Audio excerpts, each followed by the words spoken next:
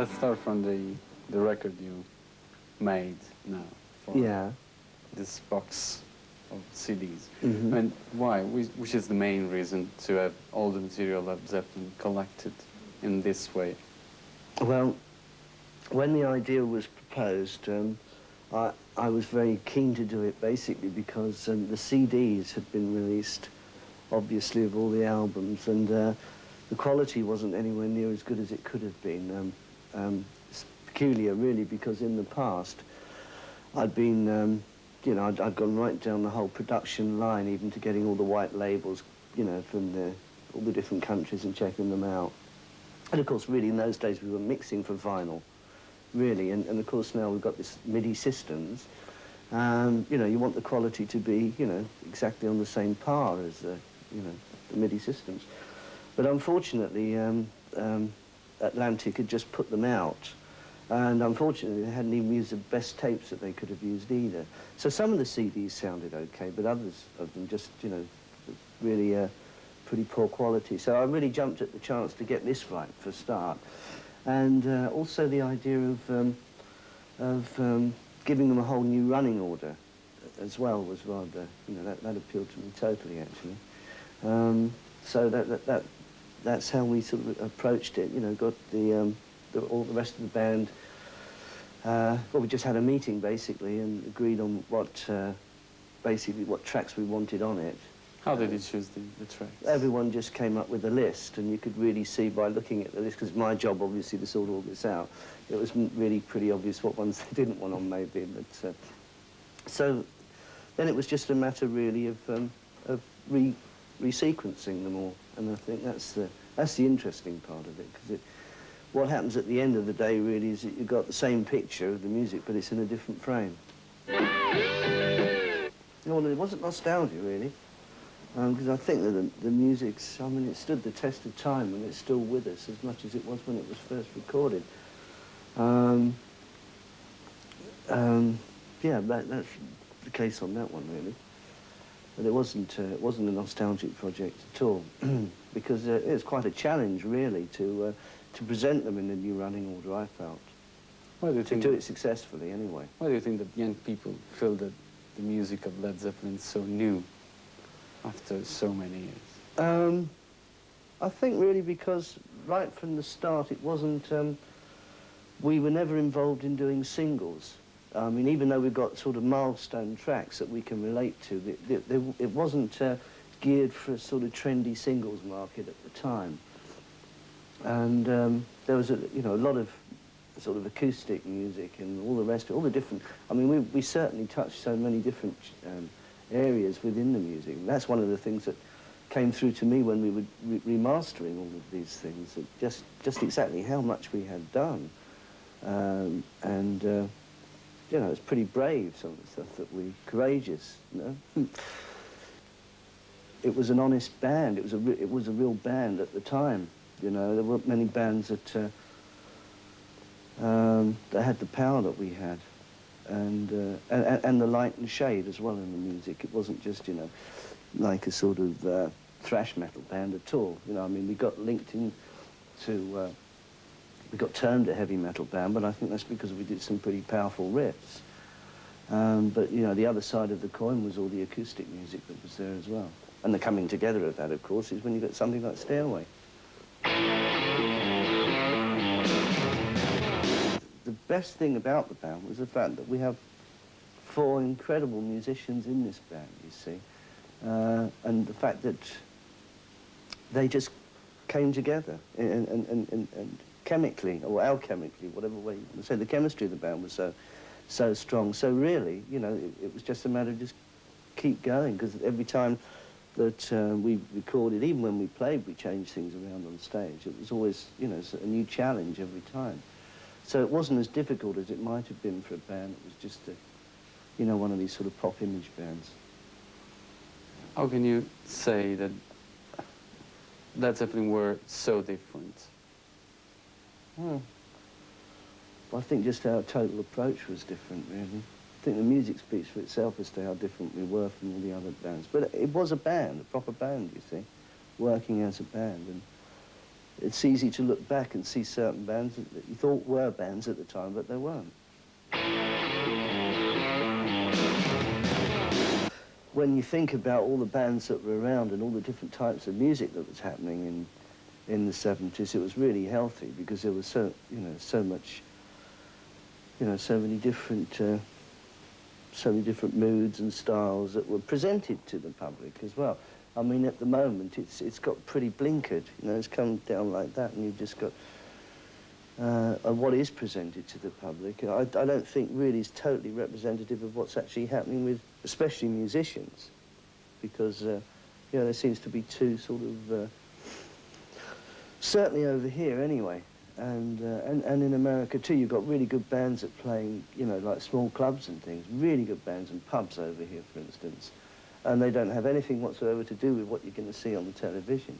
So it's, but it's good, healthy music. And so it's responsibility of the industry to, if rock music is over. Yeah, encourage some of the talent, in different areas. And why it could happen 20 years ago or 15 years ago? It did happen then, didn't it? It was a good time to actually try and launch a band, let me tell you, yeah.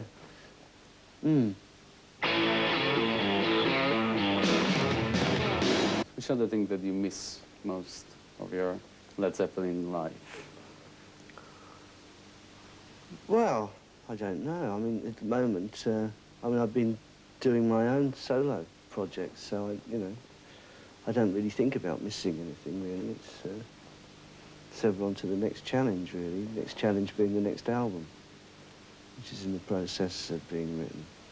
There is a song that you feel is the best song of Led Zeppelin, or not? Or there is one song... It's very difficult, because you say one, you leave out another one. I mean, people think that Stairway to Heaven is Led Zeppelin. Do you agree, or do you think that you have to listen to all the music? No, I think you've got to listen to all of it, just to see how we arrived at something like that, with the acoustics and the electric and all the rest of it. If you listening to the first album, for instance, it has the nucleus of everything there. There's all the blues, there's all the hard rock riffs, and there's the acoustic music. It's just interesting to see that the way that the band matured. I've been listening to rock and roll, both black and white artists within that, and then obviously I got turned on to the blues as a kid, mind you, we're talking about. But no, I've listened to all different sorts of music, but I was definitely weaned on rock and blues, there's no doubt about that. I mean, that's what made me want to play guitar. You really think that the experience you made with the Yardbirds was necessary to make Led Zeppelin the way they were? Yeah. I mean, definitely, because I'd made up so many riffs and all the rest of it and different passages within songs that once the band folded, I had this great, working textbook that it was just quite easy to incorporate that into the band. More so in the live, the early live concerts. But sure, that was really very handy. But you see, I'd done a lot of studio work as well. And in the 60s, and that was really handy for the sort of discipline in the studio. I understood the studio, which was good. John Bonham, he was just the most inventive drummer that ever came around rock and roll. There's no doubt about it. I mean, every drummer would say the same thing. It was a great loss to music, when we lost him. But I mean, Robert, he developed incredibly with his lyrics as well, because he hadn't written any songs before he came into Led Zeppelin. I must admit, I did encourage him. But that's good, and John Paul Jones, again, very fine musician. Do you think it was easy to write very good riffs like you did in that time? Easy? I mean, yeah.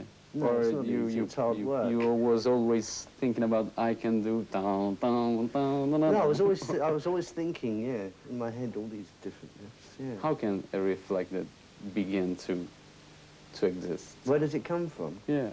I don't really know. If I knew that, I'd be a wealthy man. I'd patent it. But it just comes out of the imagination. It just comes through. Do you ever listen to your old records? or sometimes, I mean, just for fun? Oh yeah, yeah, definitely. Which are the things that you think when you listen to, I mean, the first album of Led Zeppelin? You think, well, I could have done this better, or it's fairly good? Well, no, yeah, I think it's pretty all right as it is, really. I mean, if it changed it around, it probably wouldn't have been as it is. So, no, I think the right decisions were made at the time about how the numbers were to be and what was to go on and all that sort of thing. You know, we're touring all the time. If we weren't touring in Europe, we'd be in America or Japan or Australia. I mean, we're really working all the time. So we just didn't really get to meet many other bands, especially when it got to the point where we were just doing the whole show on our own. We didn't even have a support band. So we were playing about, whatever it was, about 3.5 hours or something. How was the decision to play such a long show? Well, what happened was, the more albums we put out, it was more difficult, so difficult to actually do the set list. That was the hardest part, actually. If you're asking what was the problem with the band, it was working out the set list of what we were going to play. And we didn't want to, it was difficult to sort of drop numbers, you know. So we just kept adding new ones in and it got longer and longer and longer. Have you ever felt to play one song that you didn't want to play? I can't remember now. Can't remember now. If there is something that you dislike of the things you recorded with Led Zeppelin? I wouldn't tell you if I, Sure. if I knew. Yeah. It's possible, maybe. There might be something along down the line, yeah. I mean, I had some which weren't my favourites, let's put it that way. Anything that All of My Love, for instance, was never one of my favourites because that sort of reminded me of one of those sort of Rod Stewart scarf-waving choruses, and I wasn't too keen on choruses like that, but oh, it was all right. It was all right. It certainly wasn't one of our best pieces of work, that's for sure. You are always compared with other guitarists, like Jeff Beck or Jimi Hendrix or things like that. Do you think that really why the interest of players in guitar is so different now from how it was in the 70s?